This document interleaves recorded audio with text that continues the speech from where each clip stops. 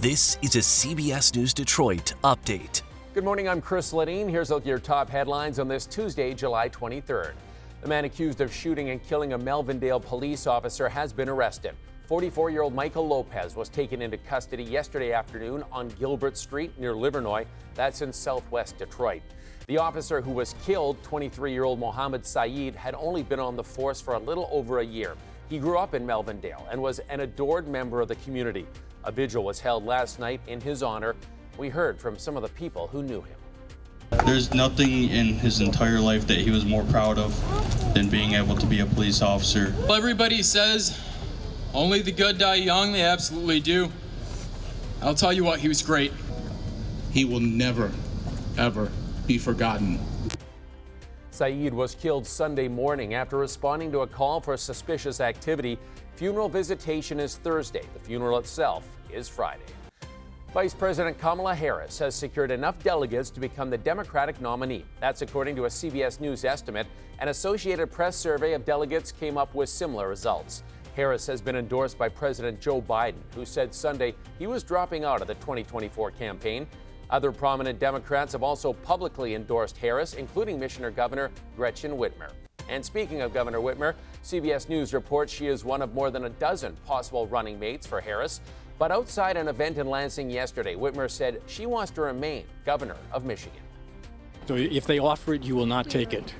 I am not leaving Michigan. I'm proud to be the governor of Michigan. I've been consistent. I know everyone is always suspicious and asking this question over and over again. I know you're doing your job. I'm not going anywhere. While Whitmer says she's not interested in the VP slot, she is now the co-chair of Harris's campaign for president. Hackers are taking advantage of last week's major tech outage. Computer experts say the cyber criminals are promoting fake websites that have malicious software. The hackers hope to lure victims by promising to repair their computers. The global IT outage caused issues with airlines, hospitals, hotels, and computers around the world.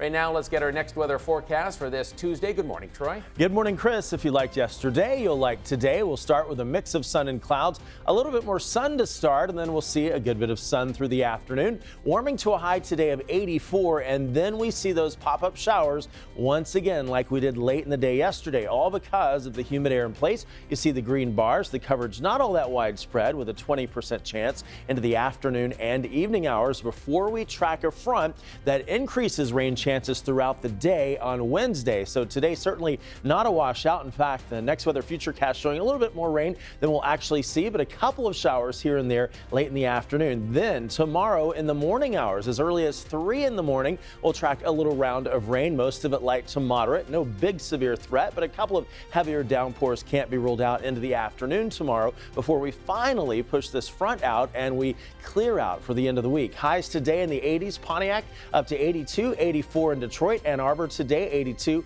81 in Port Huron. Early morning temperatures tomorrow in the mid and upper 60s. The next 7 days will show a high tomorrow of 84 with a high coverage of rain all the way up to 70%. Then we clear out, especially as we get into the end of the week on Friday, and on Saturday a lot of sunshine, highs in the low and mid 80s. So the weekend looking good. Sunday slight rain chances, with rain chances increasing on Monday to 40%. But look at that temperature, Chris, up to 88 by Monday. Back to you.